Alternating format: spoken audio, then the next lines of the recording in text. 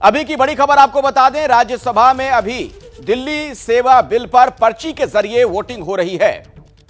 कुछ तकनीकी खामी आ जाने की वजह से मशीन की मदद नहीं ली जा रही है, बल्कि अब पर्ची की मदद से वोटिंग की प्रक्रिया शुरू की गई है। देखिए, यह राज्यसभा की तस्वीर आपके सामने है। सेवा बिल जो कि लोकसभा से पारित हो चुका है, क्या राज्यसभा में भी सरकार इसे आसानी से पास करवा लेगी? यह बड़ा सवाल है, क्योंकि बहुमत का आंकड़ा सरकार के पास नहीं है। हालांकि राज्यसभा का जो गणित है वो सरकार के पक्ष में जरूर है। प्लीज नीरज जी अपनी सीट पे। जयराम जी प्लीज। तो आज आप सुन रहे थे किस तरीके से दिल्ली सेवा बिल पर बहस हो रही थी। माननीय जयराम, आइए मैं सीधे आपको लिए चलता हूं। हमारे साथ नीरज, हमारे सहयोगी नीरज पांडे जुड़ गए हैं। ये तस्वीरें तो आप राज्यसभा की देखते ही रहेंगे, लेकिन इस पर जरा बातचीत भी कर लेते हैं। और नीरज, आगे ये पूरी क्या प्रक्रिया रहने वाली है, कितना वक्त इसमें लग सकता है? देखिए, अभी 10 से 15 मिनट का समय और लग सकता है अखिलेश, क्योंकि वोटिंग हो रही है और स्लिप से वोटिंग हो रही है। मशीनों में तकनीकी खराबी आ गई है, इसलिए स्लिप के जरिए वोटिंग हो रही है। वोटिंग होने के बाद सभी स्लिप को गिना जाएगा और बकायदा डिवीजन के अंक दर्शाए जाएंगे। तो अभी माना जा रहा है अगले 15 मिनट ये चीजें और चलेंगी। लेकिन सबसे बड़ी बात अखिलेश, आज की इस पूरी प्रक्रिया में एक जो सबसे बड़ा मामला सामने आया है, वो मामला आया फर्जी सिग्नेचर का। यानी कि जो मोशन मूव किया गया था राघव चड्ढा की तरफ से, उसमें 5 सांसदों के सिग्नेचर थे। राघव चड्ढा को मिलाकर 2 भारतीय जनता पार्टी के, एक एआईडीएमके और एक बीजेडी की सांसद सस्मित पात्रा की। तो उन 4 के चारों लोगों ने इस बात को डिनाई कर दिया है कि वो उनके साइन नहीं थे। तो अब इस बात की जांच के लिए उपसभापति से बोला गया है और उपसभापति ने कहा इसकी जांच कराई जाएगी। तो ये एक बहुत बड़ा मामला हो गया है। और ऐसे में अगर ये मामला आगे बढ़ता है और मामला प्रिविलेज कमेटी और रूलिंग के अनुसार प्रिविलेज कमेटी और एथिक्स कमेटी को जाता है और ये साबित हो जाता है कि राघव चड्ढा ने फर्जी वाड़ा किया, यानी कि फर्जी साइन किए, या किसी भी तरह से इस तरह की कमियां, ये बात सामने आ जाती है कि किसने किया वो साइन, तब किसी भी सदस्य की सदस्यता तक जा सकती है। ये एक बड़ा मामला हो सकता है। जी बिल्कुल नीरज, और जरा ये भी बताइए, अगर लोकसभा से तो बिल पास हो गया, लेकिन राज्यसभा में सरकार के पास बहुमत नहीं है, लेकिन जो गणित है, जो अंक गणित पूरा है, वो सरकार की तरफ झुकता हुआ नजर आ रहा है। ये पूरी, इसके बारे में जरा बताइए, अलग अलग पार्टियों का क्या रुख दिखने को मिल रहा है?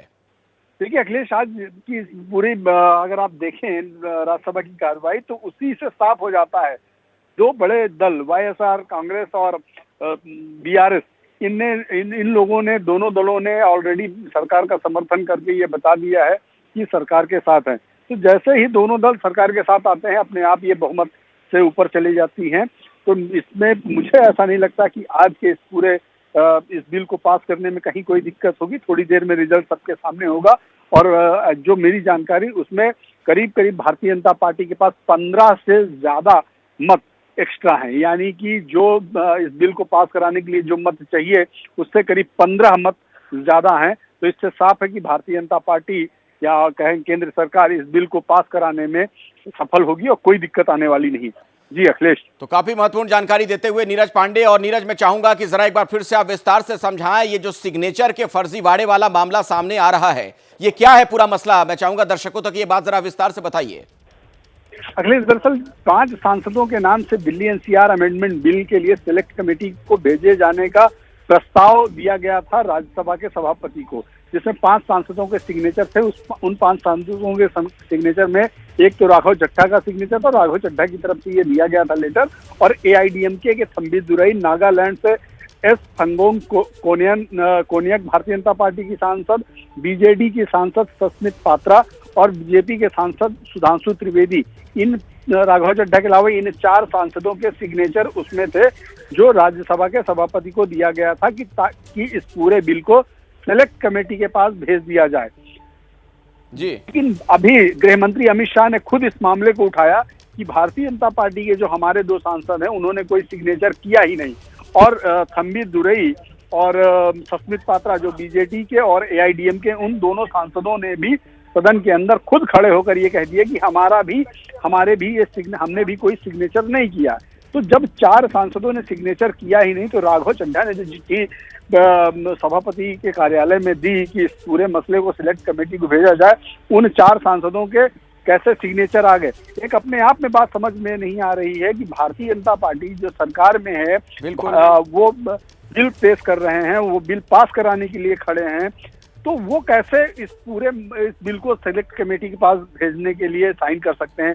पहला सवाल मतलब नीरज मतलब आप ये कहना चाह रहे हैं कि आरोप ये लग रहा है कि राघव चड्ढा ने दरअसल जो चिट्ठी वहां सौंपी सेलेक्ट कमेटी में देने के लिए, उसमें बाकी के सांसदों के जो दस्तखत थे वो फर्जी थे, ये बात निकल के सामने आ रही है। मतलब राघव चड्ढा पे आरोप लग रहा है ना फिर तो?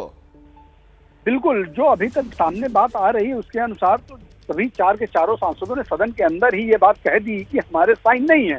तो राघव चड्ढा ने lobby to be open now. और अभी की बड़ी खबर बता दें, राज्यसभा में दिल्ली सेवा बिल पास हो गया है। Amendment bill 2023, the registration of birth and deaths amendment bill 2023, Shri Nityanand Rai to move a motion for consideration of the registration of birth and deaths amendment bill 2023। जैसे ही घड़ी का काटा दोपहर 2:30 पे आए, बबीता जी का दिल सास बहू साजिश के लिए मचल जाए। और ये है इनकी बहू, पूरे दिन ऑफिस की टेंशन हो जाए गॉन जब ये करें अपना फेवरेट शो फ्री टाइम पे ऑन। इनकी तरह आप भी देखें अपना फेवरेट शो अपने टाइम पर और डाउनलोड कीजिए एबीपी लाइव ऐप अपने स्मार्ट टीवी पर।